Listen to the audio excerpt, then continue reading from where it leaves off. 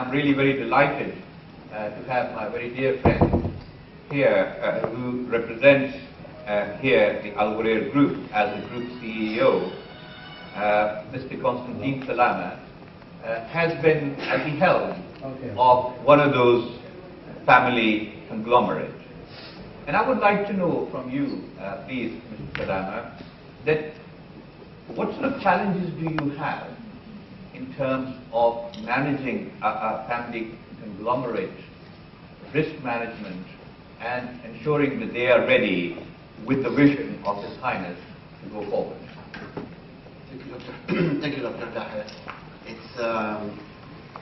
You said it very well. And yet, the essence, it's a number of families that were driven by this entrepreneurship spirit that had a high sense of courage in taking difficult decisions, entering different markets, in building the right networks, not only here regionally, but also across the region, being it in the Middle East, North Africa, South Asia, and positioning Dubai really as a hub, not only in trading, in industrial, and in other sectors.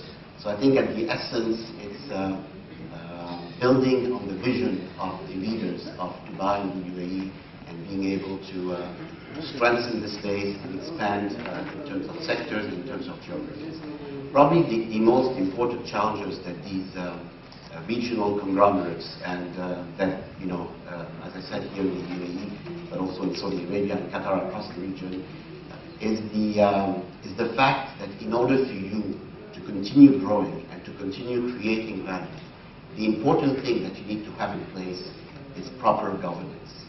Proper governance allows you not only to attract foreign investments, but also allows you to have a valuation in terms of the company which is much broader than if you're purely entrepreneurial. So the shift from what I call a very passionate entrepreneurial spirit to a disciplined entrepreneurial spirit goes through a few dimensions. The first one is in corporate governance, separating the family from the business, ensuring that you have the right family governance in place, being it family constitution, being it a family forum, but at the same time separated from running the business. This is an important step, and it's a critical step that you need to take in this transformation journey.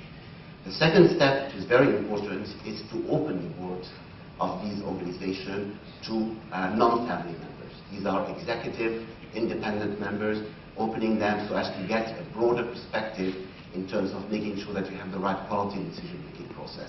And this is quite critical and sometimes very difficult for family businesses to go and have this leap of faith.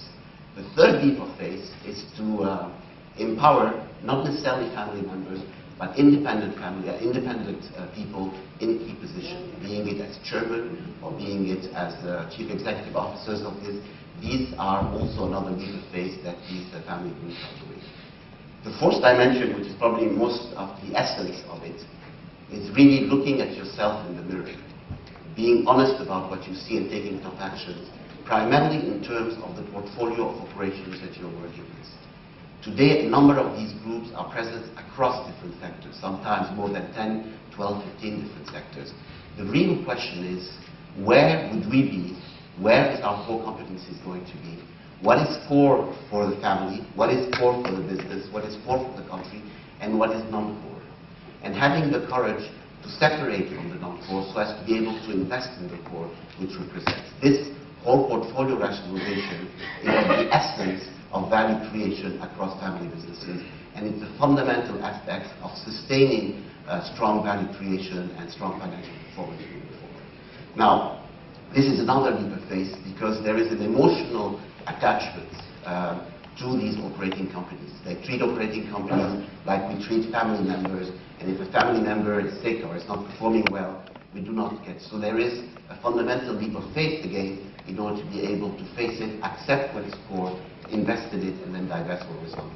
So this, in some ways, are the essence of the challenges that some of the challenges that family businesses throughout the region are moving ahead and implementing so as to ensure that we have the right corporate governance.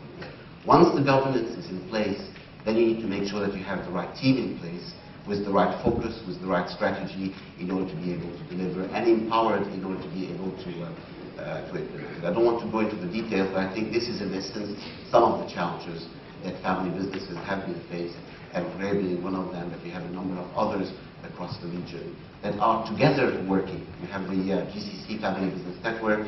His Excellency Abdelaziz Al-Fourer and Mr. Omar and Futain are both co-chairing it. This is a unique opportunity for family businesses to get together, share best practices, and being able to learn from previous mistakes or from successes of others in order to implement it here in our region and in our country. So this is quite